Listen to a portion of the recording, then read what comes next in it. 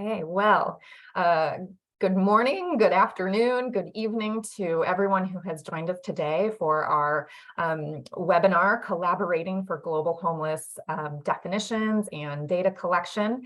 We chose World Homeless Day as the day for this conversation.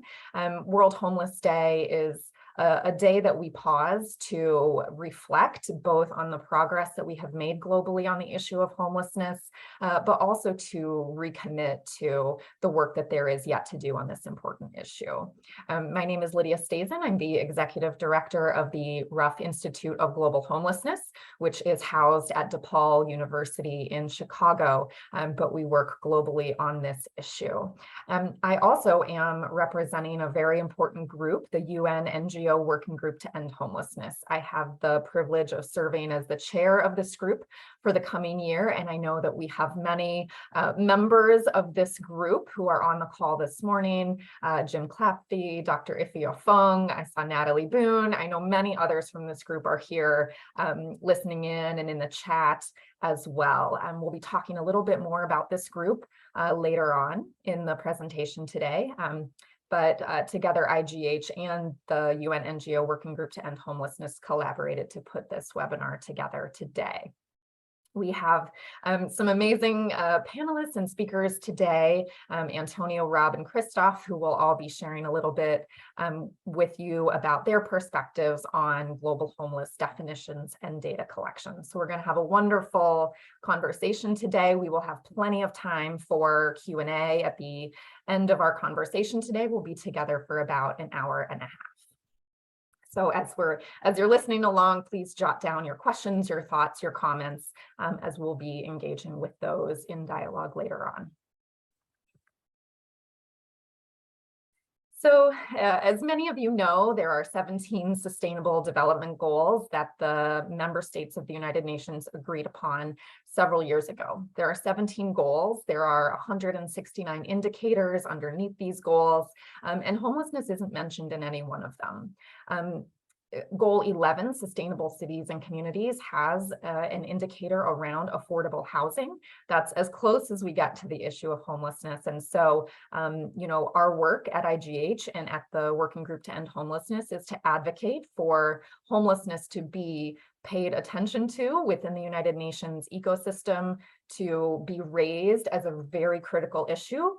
We believe you cannot end poverty if you do not also address homelessness. You cannot have good health and well-being if you do not also address homelessness. You cannot have sustainable cities and communities unless you also address homelessness. And so having the issue of homelessness explicitly named and explicitly addressed through this framework is a very important connection to make. Just very quickly, a little bit about IGH. So we were founded, and actually I think next year will be our 10th anniversary. And so we have 3 strategic priority areas. The first is to advocate for international homelessness policy around the ideas of definition and measurement. These are 2 building blocks in addressing homelessness that haven't been firmly put into place yet. And so much of our work is focused on this area. We also have our Vanguard Cities program, which is kind of underneath this Solve It bucket. We have many representatives from our Vanguard cities here on the call today. I saw colleagues from Brussels and Mongolia who are here. And so these communities have all made concrete goals and plans to address homelessness in their own context.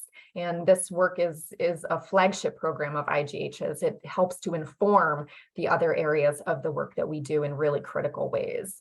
We don't believe we can be effective advocates unless we also know what's happening on the ground, what's working, and what's not working.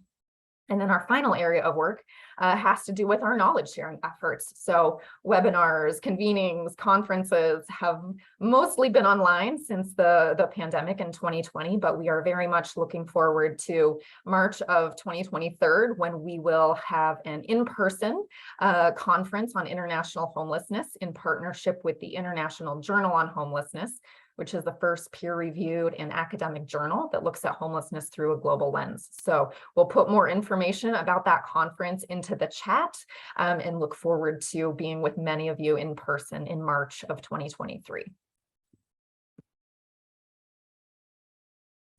So before we get kind of really into the nitty-gritty of what we're going to be talking about today, I wanted to share IGH's flexible framework for defining homelessness.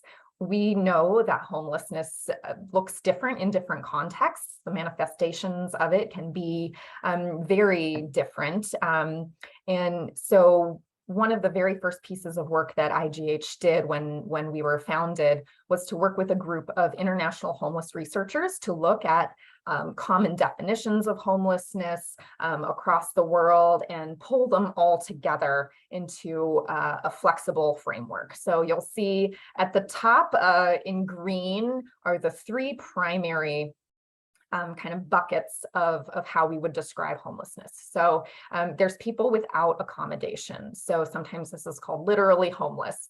And then going kind of down in that column, you can see some different examples of what that might look like based on the context. So people sleeping on streets or in other open spaces, people living in places not fit for human habitation, people sleeping in forms of transportation, pavement dwellers is a term that's used by many of our colleagues in India to describe people who are living on the street in the same sort of spot every night and have put up a little bit of a temporary shelter for themselves.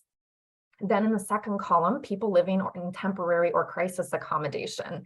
So people living in homeless shelters, in homeless hostels, in domestic violence shelters. We also recognize people living in internally displaced persons camps or refugee camps, asylum seeker accommodations, things like that. So people who have a place to stay, but it's not intended to be permanent. And then finally, our category of people living in severely inadequate or insecure accommodation. They might be living with friends or relatives on a temporary basis. They might be living doubled up or couch surfing, as we say in the United States, moving from sort of home to home. People who could be evicted at any moment, living under the threat of violence. This is a more complicated category because it is many times hidden. And so we encourage communities and countries to think about these three categories and to describe in further detail what those categories might look like in their own country and context. So those are some of my framing remarks. I'll be sharing a little bit more with you towards the end of the presentation. But at this point, I'm going to stop sharing my screen, and I'm going to introduce our dear colleague, Christophe Lalande from UN Habitat. Christophe has been a wonderful partner of IGH's. He has led the housing unit at UN Habitat for many years now, and all of his work really connects to SDG 11, Sustainable Development Goal 11, around sustainable cities. So Christophe, over to you. Thank you very much, Lydia, and thank you very much to IGH for your invitation to this event. This is like very important to us and also like very meaningful. I'm not going to be too long. I just wanted to be part of this event because, as you said very well, this work is really like critical, but also it's something that we've been like doing together over the past couple of years, and I believe like quite successfully because we reached very good progress. And I think that many of the people participating in this event are already familiar with our work, with our exchanges, but I just wanted to perhaps go back through this achievement over the past couple of years. And I would say that all started from this expert group meeting that we organized some years ago back in Nairobi in 2018, if I'm correct, 2019. And basically where we were able not only to meet like great people working on these issues, and for us it was really important because UN Habitat works primarily on the promotion and protection of the right to adequate housing. And we really like see homelessness as perhaps one of the most severe form of violation, or at least like the lack of the adequate housing in countries and cities.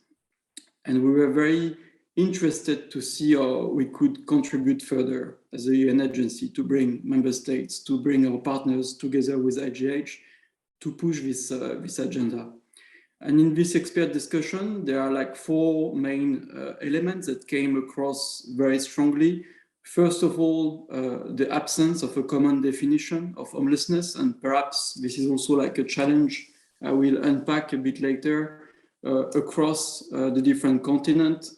This was very interesting for us, and perhaps one of the main area of work, to be able to bring all countries, cities from the different regions of the globe at the same level in order to discuss and to be able to point the finger on the causes of the problem by bringing this common definition. The second challenge that was highlighted by the expert group discussion back in 2019, and perhaps the most interesting from a normative point of view, is the lack of data. The lack of data, it makes it very challenging for us to guide and to provide advice to policymakers in designing public policies to address the right to adequate housing and homelessness. So we are working together with IGH in this way and with our partners on this data collection efforts. And more on the substance and on the action, I would say that as a group, we decided to also look at the disaggregation of this data and the need also to better understand the issues of homelessness from the point of view of very specific lenses, also considering particular vulnerability and specific groups that are particularly vulnerable within the homeless, with people experiencing homelessness. And this going also with specific action that Habitat wanted to design to address the structural causes of homelessness with specific projects, but also understanding of what will be the best way for short-term solution in some cities. So this expert group meeting paved the way for future action. And actually I was talking about achievements, and the main of them was perhaps the adoption by consensus of a resolution at the 76th session of the General Assembly of the United Nations, a resolution carried by the African group, and particularly by Madagascar, Algeria, Djibouti, and Senegal on homelessness. This was the first ever resolution on this challenge, and it gave us a very strong mandate to work with our partners to address these issues of definition and data. So to go straight to the point, I just would like to acknowledge also within this group of partners and within the participants of the meeting today, the amazing wealth of knowledge and work that has been done over the past decades. So when we talk about data, actually, we are not starting from scratch. We are very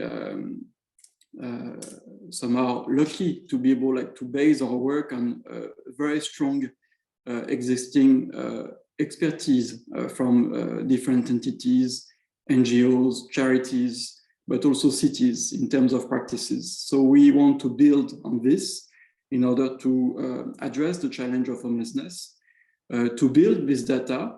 And this is something that we start to put together, again, through our partnership with IGH, through a new initiative that we call the Global Homelessness Data Initiative that we started to help us to compare and to bring this data from the different world regions and different cities and countries.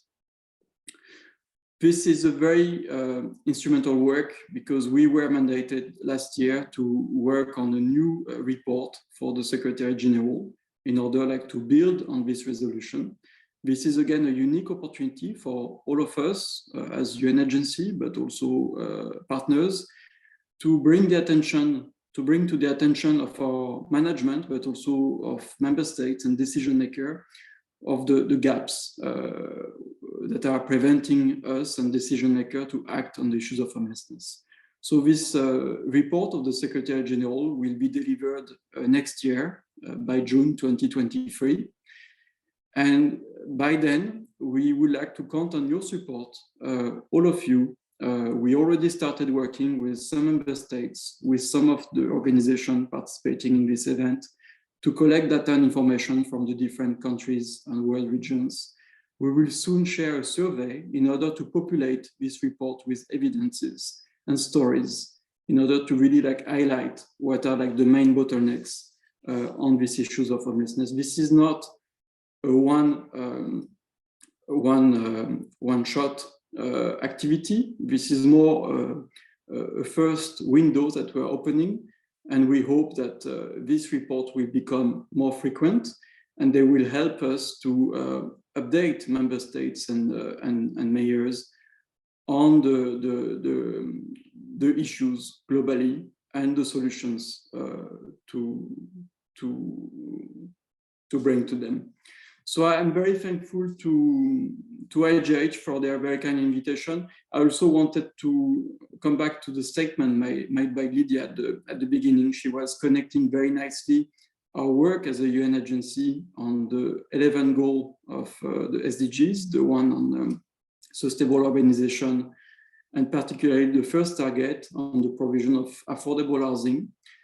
This is, of course, an entry point, as you said very rightly, Lydia. But this work on the right to adequate housing is actually connecting with many different aspects of the welfare system, many different public policies from different sectors. And this is what we are very interested to work on with all of you from the different backgrounds. If you have any expertise in terms of education, access to jobs, employment, this is something that we want to make more obvious in the work that we do to promote and protect the right to adequate housing and to fight homelessness globally. Thank you very much again, and I look forward to a good discussion. Thank you, Christophe. A couple of really key points you made there that I appreciated. One, that we need disaggregation of data to understand the different populations or subpopulations of people experiencing homelessness in order to put forward more effective policies and programs. I think that's a really important connection for all of us to keep in mind, that we don't just define homelessness endlessly to keep talking about it. We don't just collect data for data's sake, but we do these, we do the definition, we do the data collection in order to make change on the ground for people experiencing homelessness. And then the other, key point that you shared is the forthcoming Secretary General's report on homelessness. We're beginning to see the first kind of accountability mechanisms and regular reporting mechanisms come forward in the United Nations on the issue of homelessness. And that's in large part to the advocacy of groups like the NGO Working Group to End Homelessness to continue bringing this issue forward persistently over the course of many years, and to get member states to really be grappling and engaging with this issue. So two very important points. If people have questions or comments on Christophe's portion of the presentation, please be putting those thoughts into the chat or into the Q&A. The IGH team, Tiffany and Julia, who helped so much to put this webinar together, will be keeping an eye on all of those different questions and comments so that we can bring those back into the Q&A and discussion portion of the event. Now it's really my privilege to introduce again a dear colleague of IGH's, Rob Robinson. Rob is a formerly homeless special advisor to a human rights organization based in New York City. That organization is called Partners for Dignity and Rights. Rob's work is grounded in changing our fundamental relationships to land and housing. And he has worked with social movements all across the world, in countries like Brazil, South Africa, Europe, and India. He's been, again, just a wonderful partner to IGH. So Rob, over to you. So thank you. Thank you very much, Lydia. And thank you to everyone joining us today. I also want to thank Lydia's colleagues, Tiffany and Julia, for bringing me into the fold and inviting me to this event. It's been a wonderful collaboration that I've had to support their work from where I sit in New York City. So thank you for that. I want to take this time for those of you outside of the US. We call this a holiday in the US called Columbus Day. But I want to acknowledge that I'm sitting on colonialized land of the Lenape people, which was the indigenous people that inhabited this land in New York City, where I'm sitting right now. prior to the story that we're all told in school and beyond. So I just wanted to acknowledge that. And then I also want to acknowledge my own personal story. I'm formerly homeless. I spent 2.5 years living on the streets of Miami and 10 months in a New York City homeless shelter. So I have what is called, quote unquote, lived experience. I lived through it. And I think that experience transforms the way that I look at that issue and look at the world. So I want to share that with you. And then the final thing that I want to share before I go into my key points is I like to do work that is grounded in human rights principles and values. We have a color in the US called taupe. It is a beige, light brown. And for me, that is an acronym for 5 principles of and values of human rights. So T for transparency. There should be transparency in those decisions that are made that will affect homeless people's lives. A for accountability. There should be people held accountable for those decisions that are made, right? U for universality, and never has this been stronger than now in New York City with the influx of migrant populations coming from Texas and Florida. U is universality. It should work for everybody, whether you're documented or undocumented. P for participation. People with lived experience should have the right to participate in these decisions. Entire society. This is a problem that we all need to solve. So we all need to come together. It's not something that an academic theorist is going to solve. It's not something that a policymaker or a legal mind is going to solve. And it's not something that a bunch of homeless folks getting together and organizing themselves is going to solve. It needs to be a collective effort. So P for participation. And then E for equitable. It should bring equity to everyone involved, right? It should bring equity to our society. So that, again, that acronym is TAUPE, T-A-U-P-E. And my entire comments will be grounded in those values and principles. People with lived experience should be at the forefront. There's no doubt about it. And thank you to IGH. I'm sitting here because that is one of their key principles, right? And I'm sitting here talking to you as a person with lived experience, but I know there are others involved in the Institute for Global Homelessness, and I'm very appreciative of that effort. The definition of homelessness. We have a problem with that in the US. We have a problem because we tend to sort of separate ourselves, or governments, let me say this, tend at the local level, at the state level, and at the federal level. In my opinion, the federal government has done the best job of defining homelessness around a small part of resources called McKinney-Vento funding. That funding goes to something called continuum of care around the US. But in New York, that's a small sliver of the money that is used to address this issue. In New York, that is about $150 million every year. That's equal to the budget of Canada. Let me repeat that, $150 million a year. That's the budget of Canada contributing to homelessness. But then New York City's local government has a budget of $1.5 billion to temporarily house people in shelters. I think that statement is problematic at its core. $1.5 billion to temporarily house people in shelters. And to this date, we have about 600 shelters around New York City. The system keeps growing and growing and growing. It means you're not getting at the root cause, right?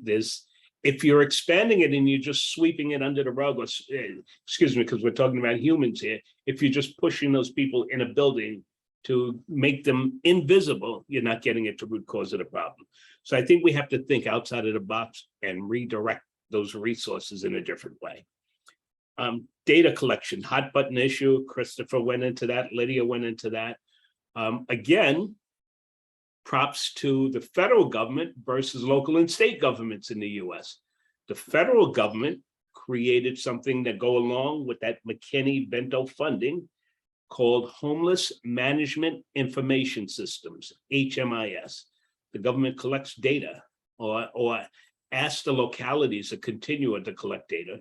But in New York City, it's just a small percentage of our shelter population, or a small percent of our homeless population that's being counted.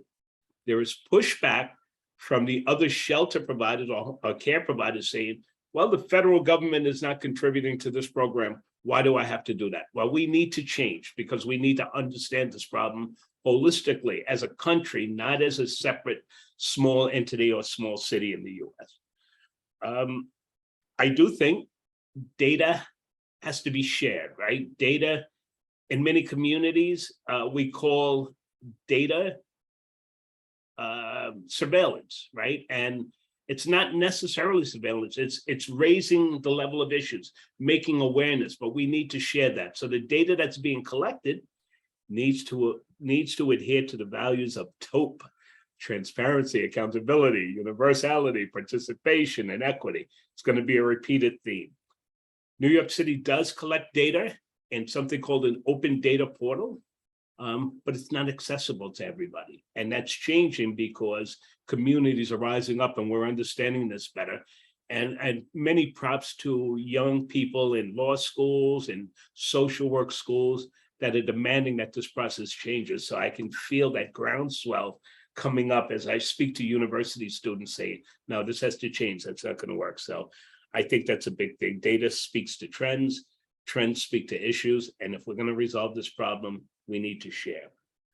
With respect to data, now I have one little criticism of the federal government where I was very positive, and that is something that we call a hope count, and this would be instrumental to many of you around the world.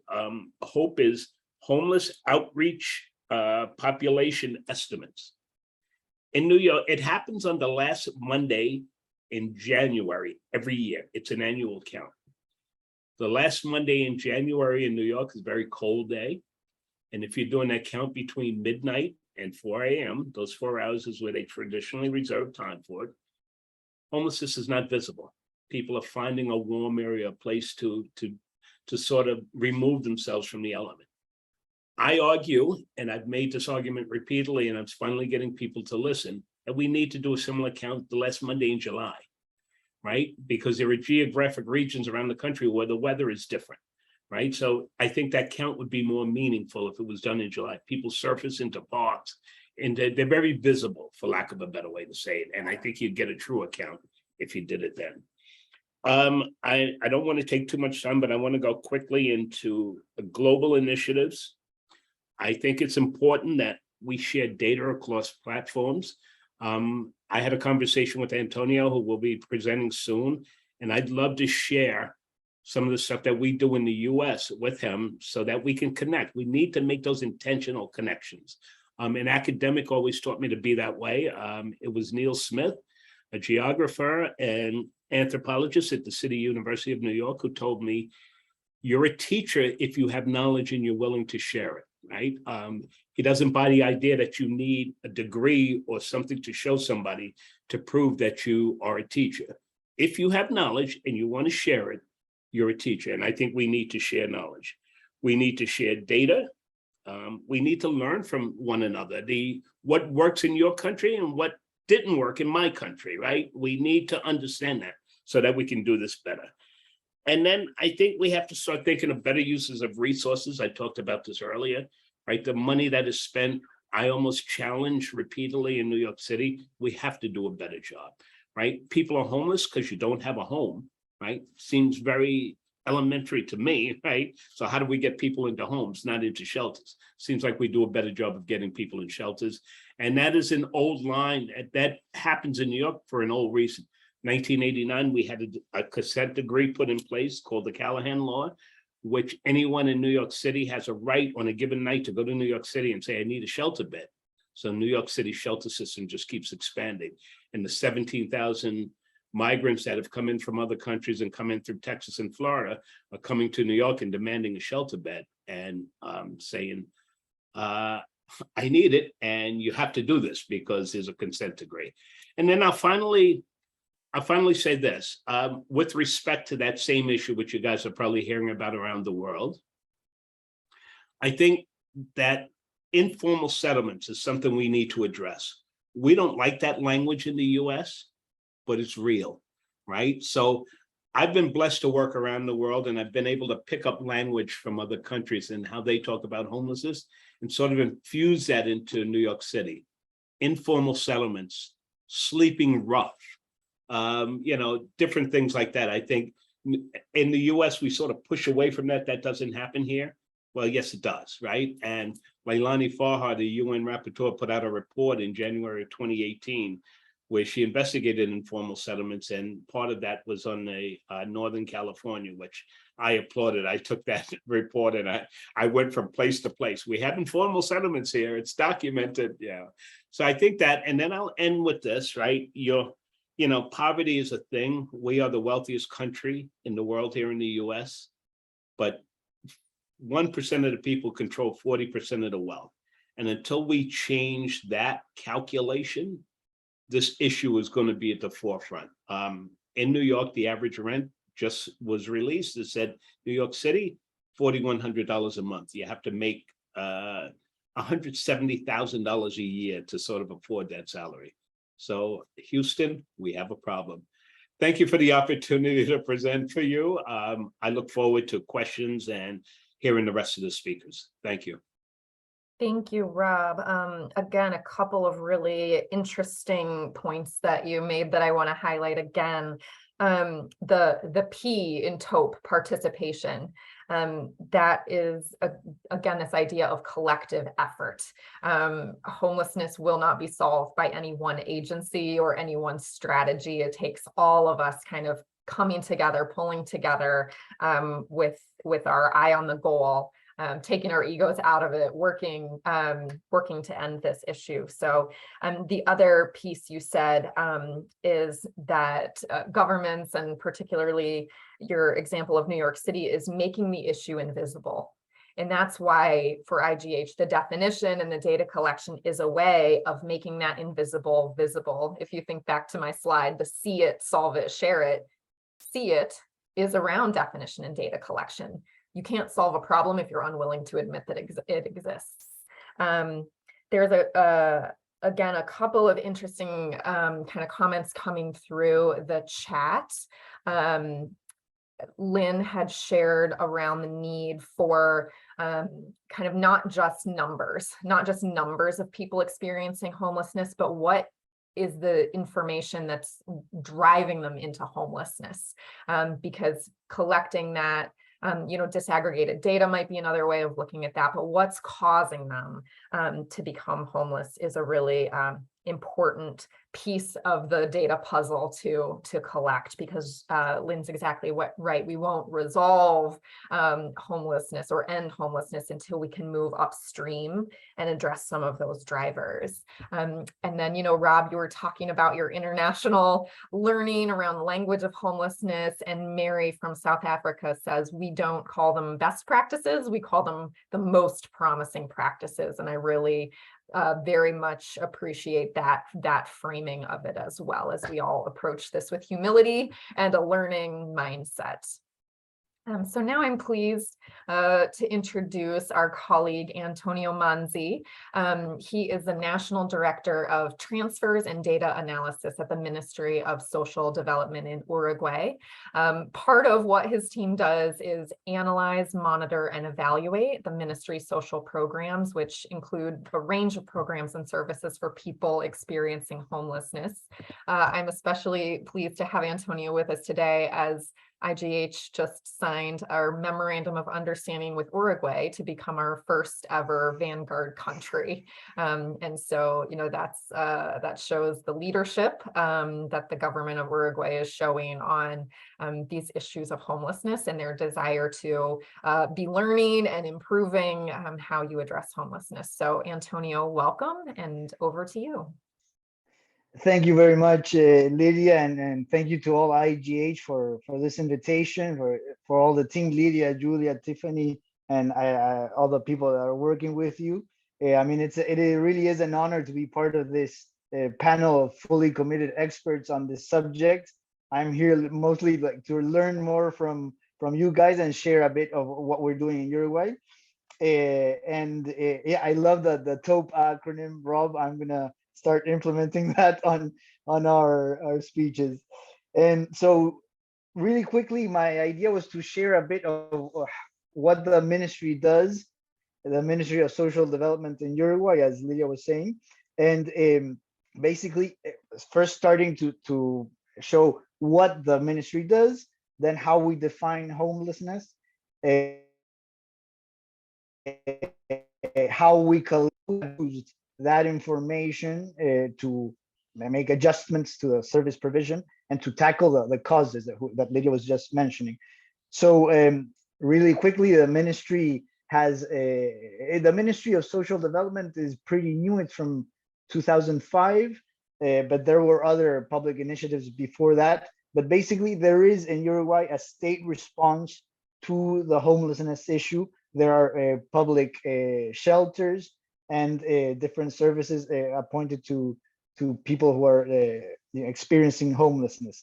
So the question about how we define it, I think it's at the core of data collection, because in order to see what data you need, first you need to define what you're trying to measure. So right now we are in a process of reviewing the concept, but a bit of what was Lydia showing at the beginning, we consider homelessness basically in two branches. First, the people who are living rough or basically on the streets, or in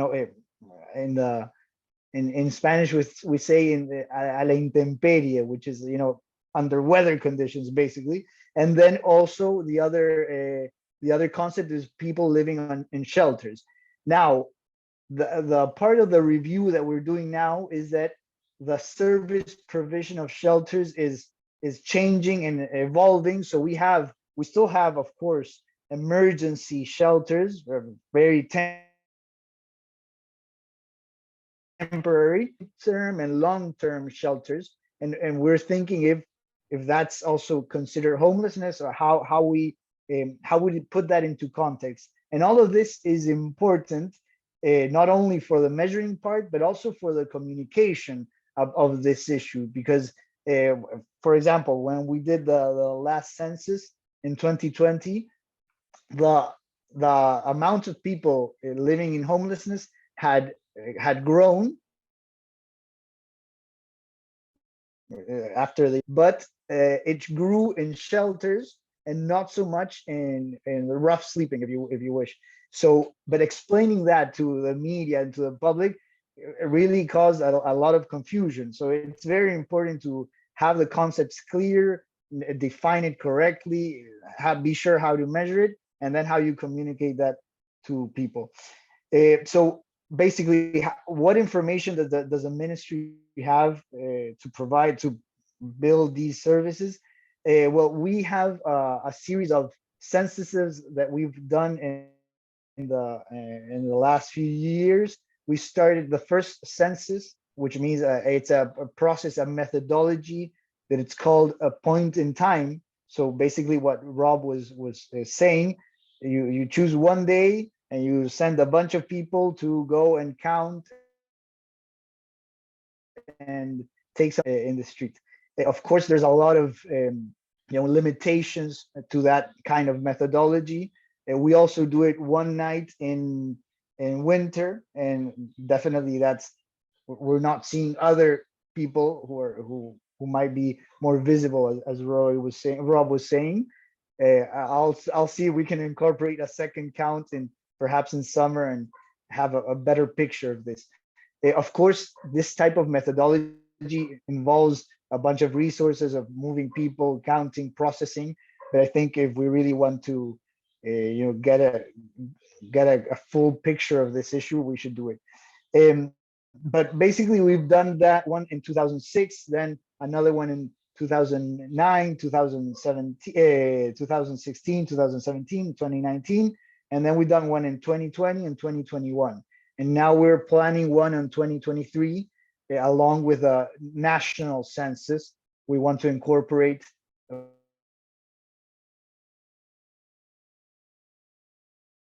one module for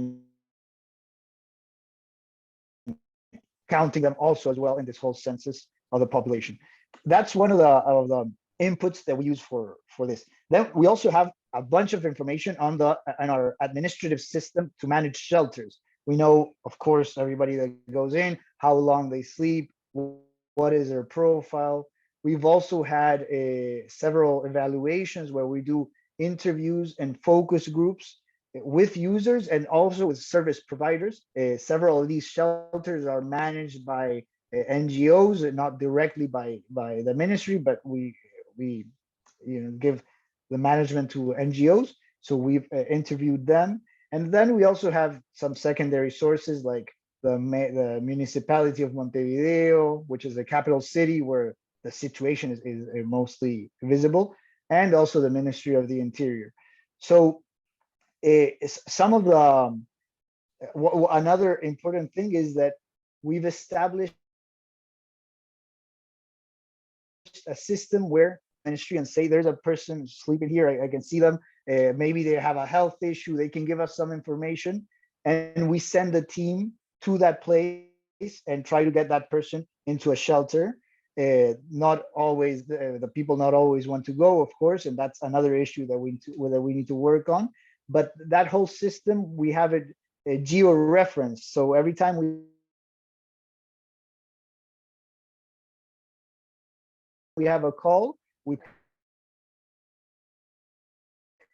to the person that called and say, look, they don't want to go. But the important thing is the geo-reference information that we have on this phenomenon, and that is useful not only to carry out these censuses, because we build maps to go and visit the different areas based on this information on the calls and on our team that goes and does the rounds.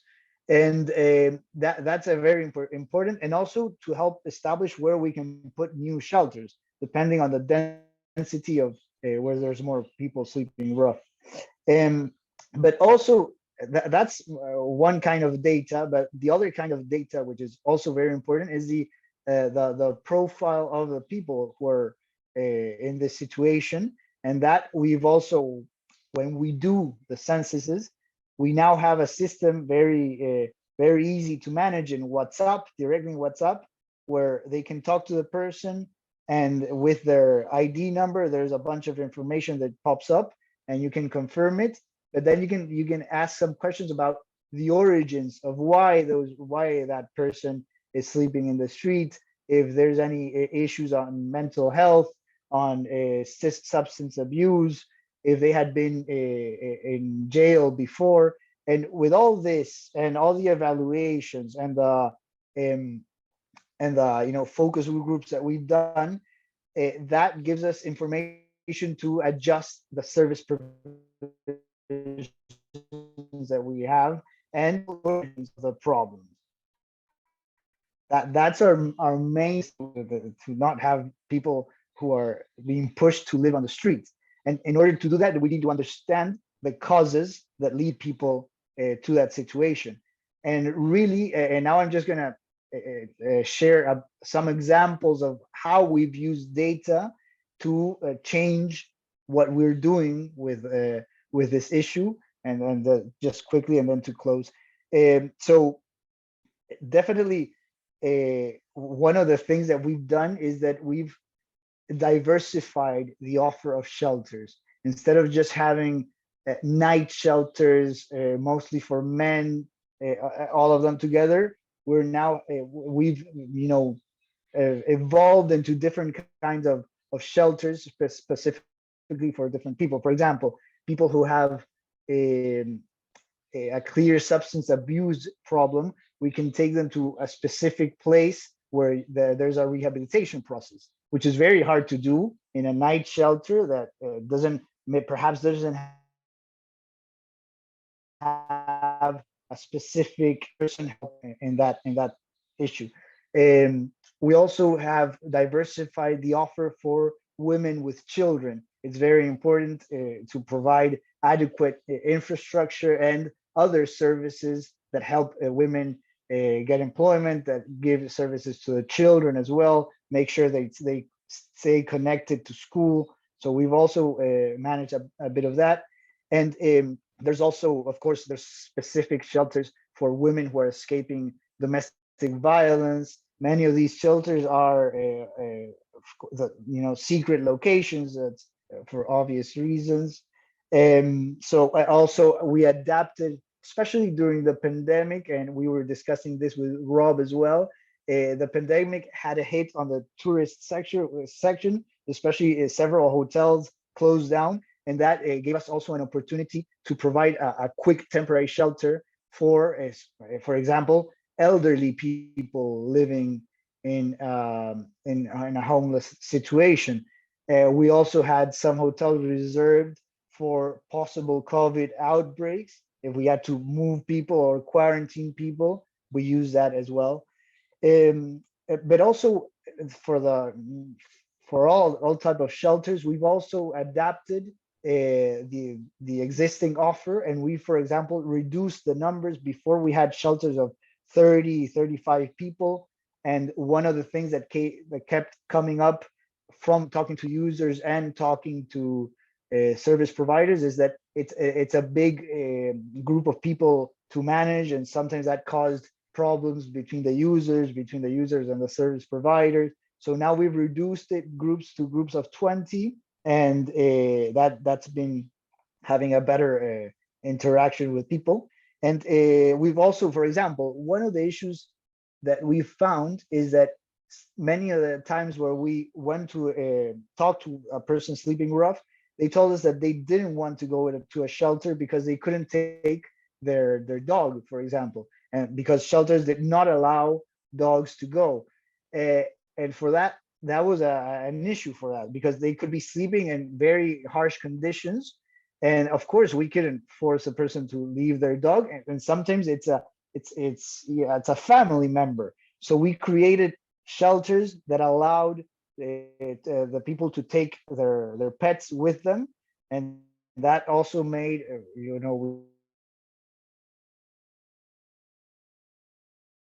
we had more coverage. Partner up with civil society organizations, or for example churches or other places for winter when there's more need to have a good coverage, and that provides more flexibility. They don't need to go at 8. They don't need to get in at 8 and leave at 7, or there's more flexibility, and that's something that also people are looking for. But the really, I mean, the big changes that we're doing now is a big issue that we found by collecting all this information is that there's apart from the different profiles, there is also a strong profile of people who are leaving prison for the first time, and there's very few services to connect those people back to society. There really is a very little offer on that, and that was causing a big issue, because more than half of the people living rough had been in jail. So that really shows you that there's a big issue there. Also, the mental health issue is very important, and the substance abuse also very important. But this was a big issue, so that led to a big decision where the the directorate of the I don't know if you say ex-convict, it sounds a bit rough. I'm not sure what the actual term is, but for people who were in jail, there was a national direction that within the Ministry of the Interior. So the same ministry that represses crime, that manages jails, was also managing the ex-convicts that are leaving. And that really generated some stigma around it, and there was not such a socially focused orientation. So what we did last year was, by law, we took that from the Ministry of Interior and put it into the Ministry of Social Development, right in the same directorate that manages the shelters. So now we have, at least we're trying to focus on that origin and looking for connections straight from the origin of the problem. And we're working with the people who are about to leave jail to try to connect them to family members, try to connect them to a job, at least connect them directly with a temporary shelter, so you don't need to sleep in the street the first day that you leave jail. So those are the things that we're looking at, and we're changing to tackle. Of course, we're also traveling the road of housing first as well. It's very complex to decide who gets that first the first sharing of housing first. Do you do it for the first one who comes, or somebody who's already lived the experience of shelters? There's a whole issue that we're looking at there, but definitely the housing first and a system of vouchers to connect people with pensions or the cheapest housing available instead of a shelter, also cost effective as well. So we're looking at all this, and it's really to be closing up because I took too much of the time, but it's really interesting. Oh, another thing that we also did, a change in a law that we did, was that there was sometimes when there's a person in winter sleeping rough, and we go and offer them to take them to a shelter, and they don't want to go, but we know that there is a high risk of death, because up until now we didn't have a legal resources to take that person involuntarily, and now we do. And we were criticized a bit about that, but I think we've saved several lives doing it, because you don't know if the person is doing it because of a mental health issue or whatever reason, but you cannot leave that person to suffer that very cold and very low degrees. So we changed the law, and now we can take them, and of course the next day the person can leave. But that's one of the things that we're changing. So yeah, basically it's a fantastic to be part of this group, to be invited by AGH and follow everything that they're doing. And I'm really glad that the UN is really putting a focus on this, which in the end is like Rob was saying, homelessness is basically people who don't have homes. So instead of focusing on temporary solutions, let's get them homes. Of course, it's easier said than done, but we need to work towards that goal. Thank you very much. Thank you, Antonio. Just to pull out a couple of key things that you said too, which both Christophe and Rob had touched on, is what information can be provided to help the ministry create programs. So again, I think, you shared several examples of how the Ministry of Social Development in Uruguay is taking that data and using it to create very tailored, very person-centered services. You referenced being able to direct with the data and what's collected through the WhatsApp conversations, put women and children into shelters that can specifically support their needs, can put people dealing with a substance use issue into shelters that specifically address their needs. I also think it's important to note the different ways that you collect data. Yes, you have your point in time count, but you're also collecting the profile information through WhatsApp, one-on-one outreach to people living on the street. So it's not one data collection method. There are multiple inputs there. Connecting the silos, working with the different ministries that deal with people who are coming out of prison and jail, and really working together hand in hand on that. And the policies and the laws that exist, where and how do those need to be changed in order to protect people's lives? So I think a very comprehensive approach. I also appreciated the phrase travel the road. I think that's what we're all doing on this issue of homelessness. And, it can be frustrating not to be able to have the perfect data set or the perfect programs or the silver bullet solution. But we are all constantly working to improve our data, to improve our programs, to improve the outreach to people experiencing homelessness. And I think, again, as long as we bring that continuous learning mindset to it, we'll be traveling further and further down that road. So I just have two very quick slides to share, and then we will have about 25 minutes for discussion, which is great. and I'm very excited for it. Okay, one moment here. So I wanted to share just a little bit about some of the data mapping that we've done at IGH. So our team has done a desk review of all the publicly available information on homelessness data. So you can kind of see this colored map you can access on our website, an interactive map where you can hover over a country, you can look at their definition, you can look at their data collection, their sources, where this information comes from. And, part of our work at IGH is to continue to help governments refine their definitions, their data collection methods, and not just governments, but local community organizations as well, if the government isn't able or isn't willing to kind of engage in these conversations. And so right now, the state of global homeless data collection is pretty poor. We have learned that only, well, I think I went a little bit too far on my slides there. So only 44 countries report global homeless, or only 44 countries report their national statistics on homelessness. And of those 44, only 12% have reported since 2017. So it's inconsistent data, it's old data, it's not great data. And so we need to do a better job as a global community where this issue is present in every single country in the world. We need to do a better job of collecting and sharing, as Rob was saying, sharing that data, making that data accessible, so that we can make decisions based off of that data.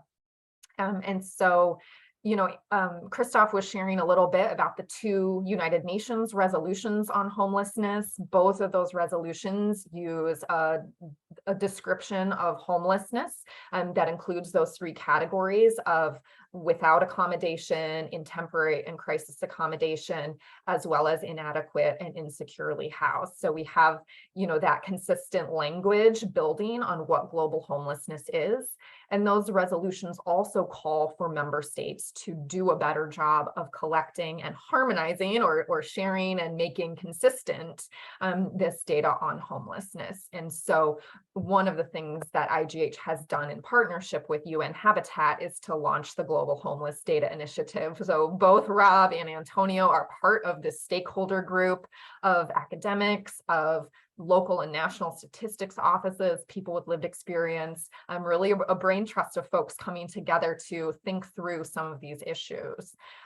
We have short-term goals as a group around recommendations and guidelines on definition and measurement. And these recommendations and guidelines will help to inform the Secretary General's report on homelessness that Christophe mentioned. So again, an opportunity for the sector to be raising promising practices, as Mary pointed out earlier.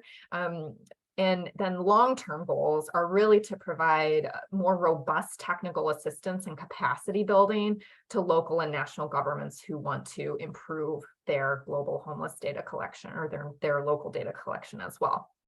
So lots of work is being done on this issue. I can't stress enough that I think we're in a very interesting and new window of opportunity on homelessness. I think COVID helped to elevate the issue of homelessness for both local and national and international governments. How, we were all told to stay at home and shelter in place, and it naturally begged the question, what do you do when you have nowhere to stay? And so there is new energy on this issue at local, national, and international levels, and we need everybody, as Rob mentioned earlier, to join into this movement, to be part of this movement, to continue advocating and pushing for ways of making the invisible visible and holding each other to account for putting better, more effective interventions and practices into place. So we do have about 20-25 minutes for discussion, for dialogue, for questions and answers, which I'm excited about because I feel like we very often pack our agendas too full and run right up to the very last minute of the scheduled time. So for those of you who are listening along with us, if you have specific questions, thoughts, comments for myself, Christophe, Rob, Antonio, please put them in either the chat or the Q&A function. But I've got a couple of questions here to kick off. And one of them, it's a question that Janos had kind of put into the chat earlier on, talking about the Balkans and Europe, and sharing that people who are of the Roma community don't necessarily share their data or their personal information with the authorities because there's a lack of trust. And so I'm going to send this question to Rob first and then Antonio second. What are your thoughts or recommendations around sort of culturally sensitive data collection? How do we build trust with communities that historically have experienced discrimination or oppression? It's difficult because, as I said, data is always talked about as surveillance. I was blessed to be in Hungary in 2009 and met with a Roma community who was struggling with a lot of issues. And traditionally in the US, when you want social change, it takes civil disobedience or direct action. Intentionally breaking a law that is unjust or reasons, to break down these walls, right?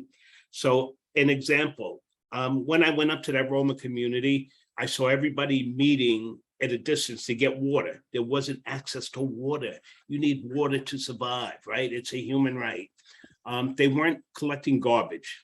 And the day before, I had just been at the, the central ministry, this beautiful area in Budapest. And I said to the Roman community, they're not picking up your garbage. How do you dispose of this? I noticed they had a bunch of trucks. I said, you know what you should do? You should pack these pickup trucks with the garbage and take them down to the municipality. Dump them right in front of the municipality. 3 days later, there were several trucks that came up into the community to collect garbage. So sometimes you have to cause tension to get the right reaction, but it's a relationship. You have to build a relationship, because even there, I was only there for a day. I was embraced by the community, but I wasn't allowed to take pictures. And the youth there just gathered around me, and I felt, there was a human connection, right? So it was a challenge for me. How do you do this? And I think you have to repeatedly go back there and say you trust them, show that trust, show you care. And that's going to take time. It's not easy. It just doesn't happen overnight. And I think sometimes as an organizer or an activist, you want instant change, right? That change doesn't come instantaneously. It takes time, and it comes through a formation and a series of conversations and building relationships and building the trust within the people. Thank you, Rob. Antonio. Well, very briefly, I think the main, at least here in Uruguay, there is a strong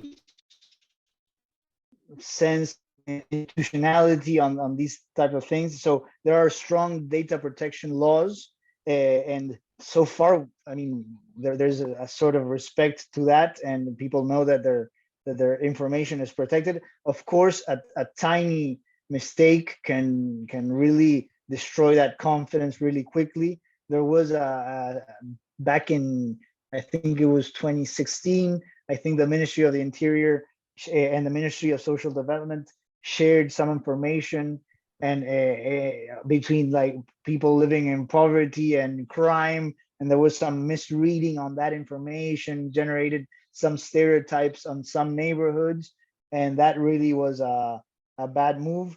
But I think that if you can show that the data is very strongly protected, and also, as Rob was saying, is if it actually has an impact when people are giving their information, what do they see later in return? Is there a new service provided? Do they feel incorporated on the decision making? But yeah, we don't have a specific, I think we don't have a specific issue on that. I guess our legislation now is protected. Great. So Rob pointing out the importance of the relationships, building those relationships over time. Antonio pointing out the importance of data protection issues and making sure that that data can be used for change. Rob, one question that I want to send your way too, can you explain to our global audience a little bit about the homeless management information system here in the United States, some of your experience with that, and how does that connect into the point in time counts? Sure. So thank you. And before I go forward, I want to acknowledge Finland, because I've been, and the way they've addressed this issue, I make it a point every time I'm in City Hall, New York, to advise our government leaders, you know, do you want me to connect you with Finland? Because they've done a good job. And our director of our Commissioner of Social Services says, Rob's going to put Finland in our face if we don't do this better, right? So, you know, whatever methodologies you need to use to get your point across. Homeless management information systems was something that the government, federal government, decided that if we're going to continue to fund these issues in your city, we need to collect data, and we need to collect data from intake to exit, right? And there is a set of guidelines by which you do this. In New York City, our collecting agency is the Department of Homeless Services. So all of the providers who received this money that I mentioned earlier, and I have to slow down for Gabrielle, I'm sorry, they are mandated to install a system based on a set of specs that are provided by the government every year, right? So they're updated every year, every October 1st. It starts with our fiscal year. And you take certain data from intake through exit, and that information is fed to the federal government, but it's also used to compare the point in time count. You know, who is it? And everybody gets an identifying number, not a social security number, but an identifying number, so that they're tracked through that system. So we can see high rates of recidivism if it happens, which it always happens because of transitional housing. And people scratch their head, but isn't transitional housing a good thing? Not necessarily when you have a city like New York, where it's expanded the shelter system. And just quickly to tell you how it works in New York, you come from street homelessness into emergency shelter from 0 days to 6 months. 6 months in a day to 2 years, you go into transitional housing. And after 2 years, you're supposed to be guided towards permanent supportive housing. And let me clarify, this McKinney-Vento money is for housing plus services, so what we call supportive housing in this country. What we found is through HMIS, Homeless Management Information Systems, that we didn't have enough permanent supportive housing to place people.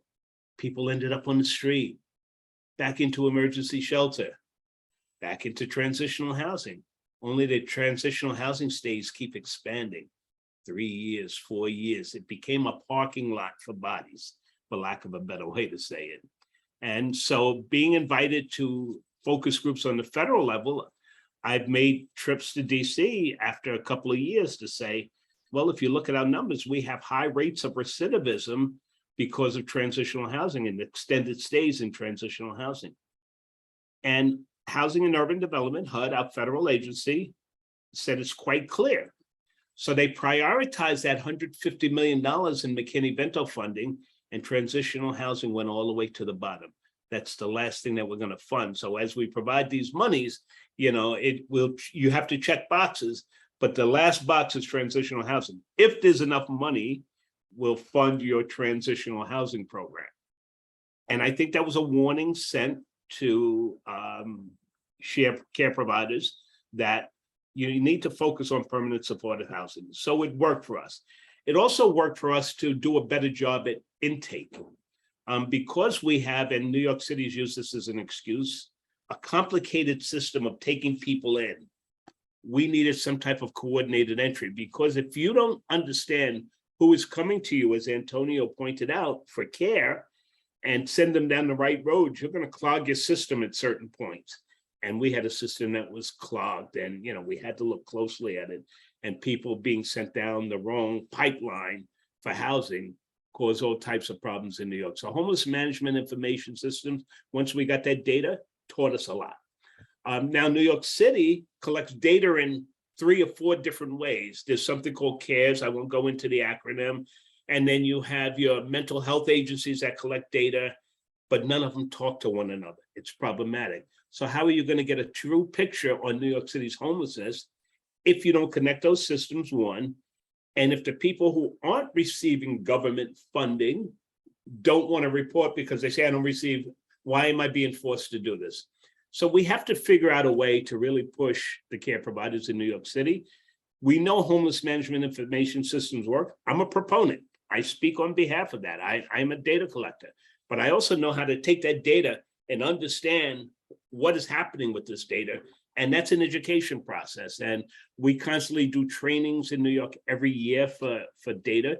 When HMIS came out in New York, I was one of the first ones on the team. So I was, I've always been involved in it. And even though I don't work on the continuum of care, I still work on their ad hoc data management committee team, because I understand data, and I'm interested in the data and what's happening in New York, so that I can share in situations like this and share it in a way, in an intelligent fashion. So that's homeless management information systems in a nutshell, and how it works in New York City. Over the country, we've gotten a better picture of what's happening in the country, but we have to connect those separate systems that are collecting that useful data that isn't getting uploaded to the federal government. Great, thank you, Rob. So just to recap briefly, communities are putting certain data points into this larger data collection system, and that aggregated data rolls up to the federal government, the national government, which can then make decisions about what programs they want to fund, what resources they can reallocate based on what the data is showing them. Antonio, I'm curious if you are also kind of collecting data from civil society organizations, if that rolls up into your overall data collection strategy.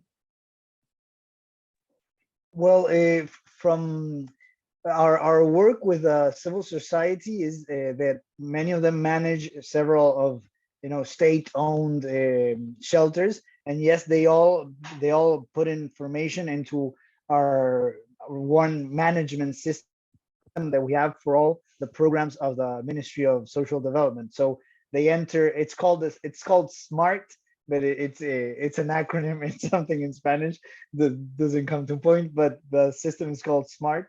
And over there, they jot in with their ID number everybody that goes to the shelter, and that also allows us to match that information with other services that they might be receiving from the ministry and from the rest of the state, because we also have under my directorate, we have the integrated information system for social matters, and that brings in periodic data with the ID number of people from more than 35 state organisms that provide social services. So with that massive information system, we can get the ID of the person and see if they're receiving cash transfers, if they have some housing subsidy, if they are attended in public health or some other sort of health, if they're working, if they're not working. So we have a bunch of information that can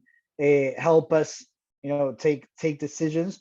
But the part of putting in information there, that's very, it flows very well, because they're by contract. When we contract out the services, they need to fill that in. It's also, of course, sometimes there are some issues, and one of the things that we had, for example, was when a person wants to ask for shelter, before they would go to one thing that was called the puerta de entrada, which is the gatekeeper of the system, of the shelter system. So everybody would go to this one place, and take a little number and wait for their turn to see what shelter where would have a space available for them.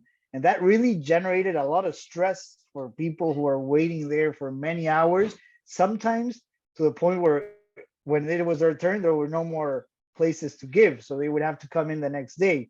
So one of the things that we did, and also that information management was very basic. They would have written records and they would call a center and ask them, hey, do you have any spots left? And they would call somebody. So that we transformed that into a digitalized system, and we've decentralized the opening point, the gatekeeper. So now if you go to any shelter and they don't have a place there, they can derive you to the next shelter closest by that has a space available.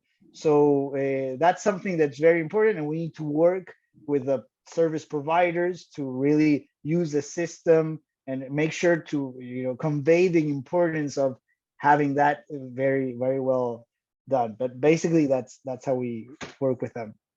That's great. Thank you for explaining that. I wanted to pull out that, the collection of data and the use of data is, again, as Rob said in his first comments, not up to any one person or entity.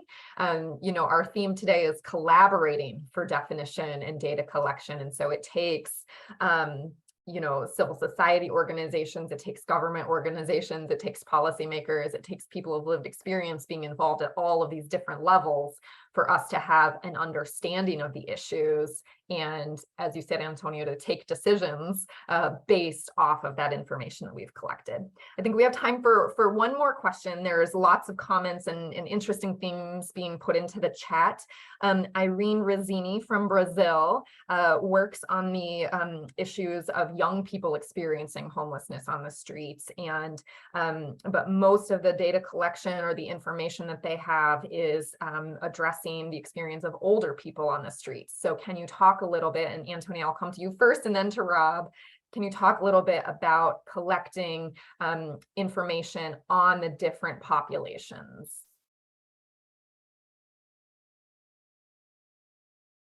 Sorry, I started reading the comments and got a bit distracted. So this you're one saying was a little bit back more, but how do you collect information? Yes. Specific to the different populations, rather than, sometimes we use homeless people as a monolith, right? But there's many different types of experiences, many different types of demographics. How can we make sure we're creating data collection systems that collect the right kind of information for the different groups so that we can create those tailored solutions? Good. It's a great question. I think what we've learned from the accumulated experience of evaluations and analyzing the data that we have, and also from other social programs, because also what has already been said before, homelessness is one aspect of a lot of things that are going behind the scenes, which is poverty, perhaps low incomes, violence, drug use, a bunch of transversal issues that are going on, and the homeless experience is the tip of the iceberg. But what we've learned from following all these programs and evaluating the programs and everything is that there are some we're in the midst of launching a new data collection tool, if you want, which is called horizontal data. And basically it's 4 or 5 basic modules that try to pick up on the information that we think we need to generate these profiles from what we learned. And so I think that to see the causes of homelessness is very important to ask people about their previous experience in jail. We talked about that. If they have a previous experience, or if they're suffering through a mental health problem, if they're going to the doctor and taking medication on that, if they have trouble with some substance abuse. There's also, we work very closely with the National Institute for Women, who who manages a lot of the services based pointed at people or women mostly suffering violence. So we also work with them to see how we can ask certain issues on that aspect. There's a bunch of information, of course, demographics that also works, because also mostly there's some profiles that suffer more than others. So that's something to keep in consideration as well. But basically, the important thing is that not to ask bits of information here and there from somebody asked. What happened before is one program could ask them a bit of this and a bit of that, but then another program would ask them something else and it wouldn't match. So we didn't have one unique profile. And now we're about to finish the unique profile that we're going to ask all the social programs to survey, and that will give us a better picture of that. But basically, to wrap up, I think what the data that you need to collect will start popping up as you go asking these questions and detecting these profiles, and then you can tailor the questions that you need based on what you're seeing. But that's what we've done. Basically, we've evolved the questions that we asked based on the findings from previous interactions with users and service providers. And with that, you can have a good and complete and overall profile that hopefully you can ask all the service providers to ask and keep updated to see changes. Thank you, Antonio. Okay, Rob, one minute on collecting disaggregated data on different population groups. I'm just going to be very easy, and one word will do it: participation, right? You have to be open-minded about bringing people to the table.